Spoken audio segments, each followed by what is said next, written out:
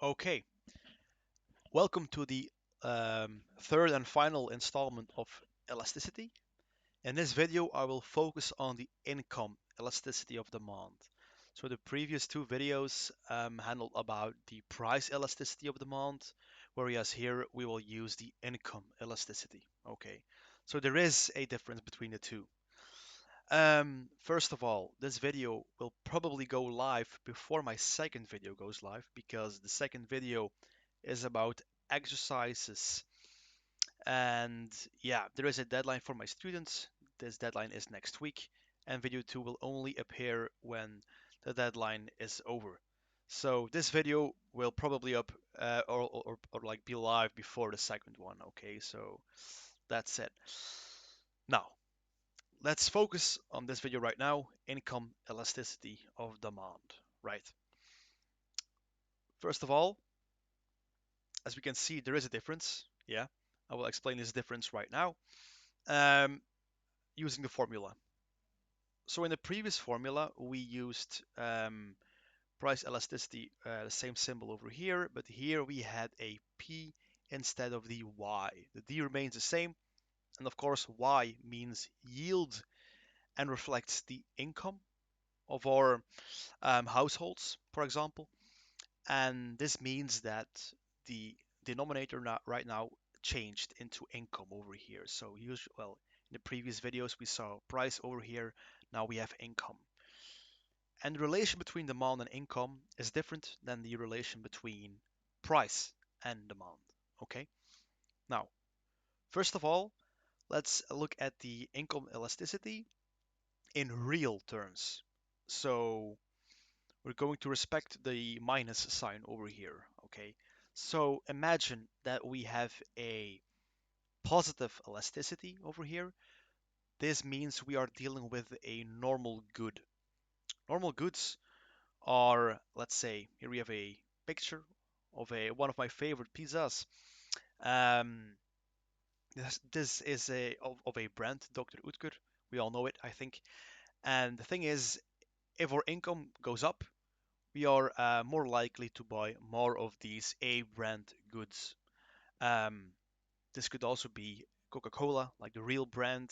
This could also be a steak, a very high quality piece of meat, stuff like that. Normal goods, we will see an increase, well, or demand will increase when our income increases. Okay, because we have more money at our disposal. That's kind of obvious, I think, right?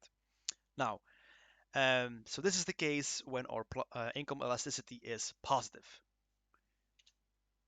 Here we have inferior goods, and inferior has a bad connotation because inferior means of less quality or maybe not as good as, let's say, an A brand good. So here we will see a negative relation between income and demand. So what this means is even though we're getting richer or becoming more rich, demand will go down for certain goods. And in my example here, I took the pizza from Aldi. And this pizza is very, very cheap. It's not bad or something like that. But I think you can understand that if we have a higher income, we will rather go for the one over here than the one over here. Think about the real Coca-Cola versus River Cola. Some people really prefer the products from Aldi. That can be the case. But normally people, when they have a higher income at their disposal, they will rather go for A brand goods, right? Okay, so that's very important to notice. This is only the case for real terms when regarding here on the real terms, right? We're respecting the minus sign over here if it's present. Now, um, here we have a graph, and this one handles about the inferior goods. Okay, so on the x-axis we got the income, which is depicted with the y over here. And here we have Q, the quantity, and V stands for demand. Okay, this is the Dutch version. But we see that we have the curve for inferior goods is over here. And we see it goes up as income goes up, or the demand will increase as well. But after we reach a certain point, point A in this case, so as soon as we pass a certain income, our demand will go down for these goods. And the reason why, I just explained you why. Um, so I'm not going over it again. So this is the, well, like the graph. You have to notice, so if I ever ask you um, to draw this graph linked with inferior goods, you need to know it's this one. Okay.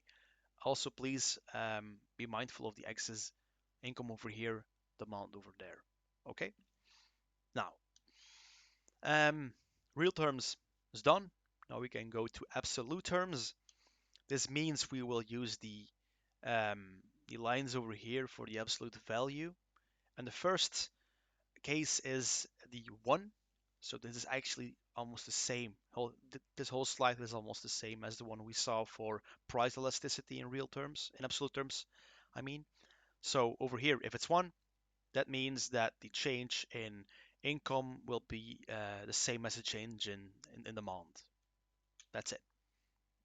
Now, if we have a elasticity greater than 1, we see that demand evolves more than proportional than the income. Then we have the elastic, okay? The elastic demand. So income sensitive demand, okay? That's it. Over here, if it's lower than 1, we get the opposite, the inelastic one, the income insensitive demand, okay? I will turn off my notifications for now because this is annoying me. Okay, there we have it.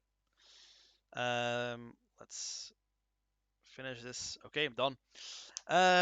Okay, so this slide almost the same as the one of the price elasticity absolute terms. Okay, nothing new over here. So now we're going to look at some special cases.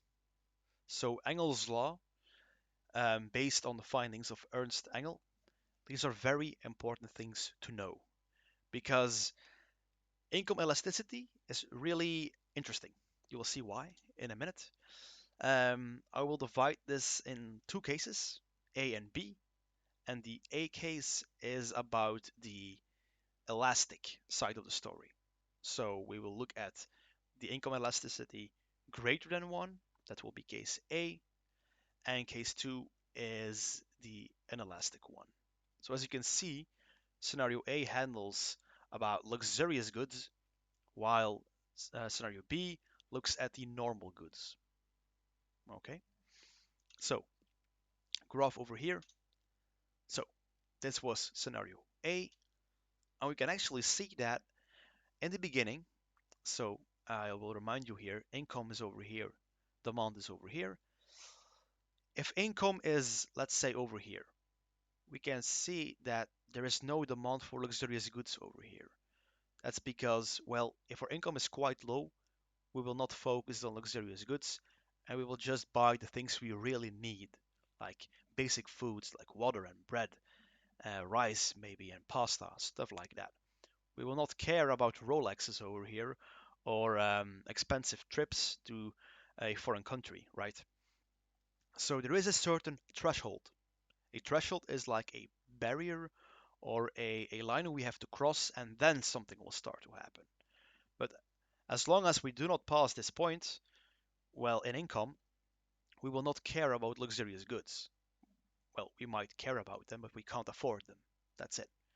But as soon as we reach a certain income, you see that demand is slowly creeping up for these luxurious goods, and the curve gets steeper and steeper as our income gets higher, which means that the more we earn, the more luxurious goods we will purchase because we're able to purchase them. Okay? So just know the most important thing here is that there is no demand for luxurious goods here in the beginning because we are not earning enough money. That's scenario A, the luxurious goods. So once again, you have to be able to draw this as well. Okay? And we can see here that the elasticity is greater than 1. Now, I ask you, what's the link between this elasticity being greater than 1 and luxurious goods? So I would advise you to pause the video right here and think about that question. So why is the price elasticity of luxurious goods greater than 1, right? So the reason is as follows. As our income gets higher and higher and higher, yeah, our demand will go up and up and up for these goods. Okay, that's not too difficult to comprehend, I think. But if your income gets really high, you will buy way more of these luxurious goods because you just can't do that, right? Some people will go for will save the money or they will invest it and they will not use it on luxurious goods, but that's another case, okay? Just know that this is very, very important to understand. If I go back a bit, once again here, the case for the um, luxurious goods, income sensitive demand. That's an important one. Okay, that's an important one. Because if the incomes fall back, now we will buy less of these luxurious goods because they're way too expensive. Okay, then B. Here we have the normal goods. Now we see that the elasticity is lower than 1. So even though we have no income, we still need goods to survive, right? We still need bread, we still need water, we still need clothes. So even though our income is 0, there will still be demand for these goods. Now you can ask yourself, how can someone afford all these things when they don't have money at their disposal? Well, if you don't earn an income in Belgium, for example, you will get social benefits, or perhaps you could even borrow some money. Okay, but the benefits in Belgium, well, they are the main reason that there is still a possibility for these people to buy stuff. Okay, that's a very important one. The previous graph had a exponential growth at the end. This one is flattening, as you can see. As we reach a higher and higher income, this curve will flatten all the time, meaning that higher income will not result in more and more and more demand after some time. And this is normal because as soon as our needs are fulfilled, we buy less normal goods. We will, for example, start buying luxurious goods, right? Um, if you're very rich, you're not going to buy 10 times or 100 times more bread or pasta than someone who is not rich. I think that's easy to comprehend, right? It's not because someone is earning um, 10 times more than you that the rich people will buy 10 times more of these basic goods. That's that's it actually. That's what Engel is saying right here. Okay. Okay. Last slide. Um, Also a very important one. This handles about the factors that affect the price elasticity. So income elasticity is also linked with this slide, of course. Thing is, we have four images, four options over here, or four factors, and we have to link them with the correct image. First one is the degree of necessity, and this one is linked with the medicine over here. So some people are diabetic and they need their insulin. If they don't have that, they have a huge problem, right? So the demand for this good in particular will be inelastic. So even though the prices are very high of this medicine, people will still buy the medicine because they need it to survive. Okay, that's very important to know. If a product is necessary like this one, even though the prices are sky high, you will still do everything within your power in order to buy that product. Next one is the size of the income. This one is obviously linked with the pile of money over here. If you earn a lot of money, you will be less sensitive to changes in price. So, um, if everything is getting more expensive, or you like wine, you like drinking wine, if the price of wine goes up, you will still buy the wine because you have so much income, you're quite indifferent to the price. So your demand over here is quite inelastic. If you're a student and everything becomes more expensive, you will buy less of these goods and you will perhaps buy substitutes. Substitutes is the third factor over here, and we see a can of Coke and a can of Pepsi fighting against each other because they are very big competitors of one another. And if Coca-Cola increases their prices with 50% and Pepsi does not follow with like such an increase, people will go and buy Pepsi, right? And the same thing is also the case for Pepsi. If they increase their price and Coca-Cola is not doing the same, then they will lose customers to their competitor.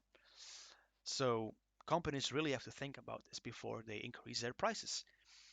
Um, Brand loyalty is the last one, and here we see it. This could also be the case for the Coke and the Pepsi, because if you really like your Coke, then you'll still keep buying the Coke if the price doesn't go that high.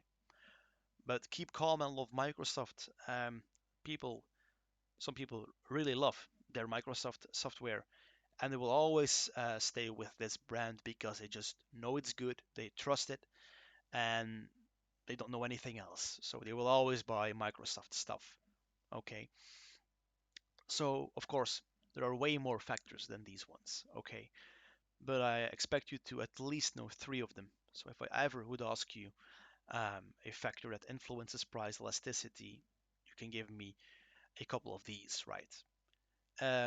It's fine or fun that you know these factors, but you also have to be able to explain what the influence is on, or the effect is on elasticity, okay?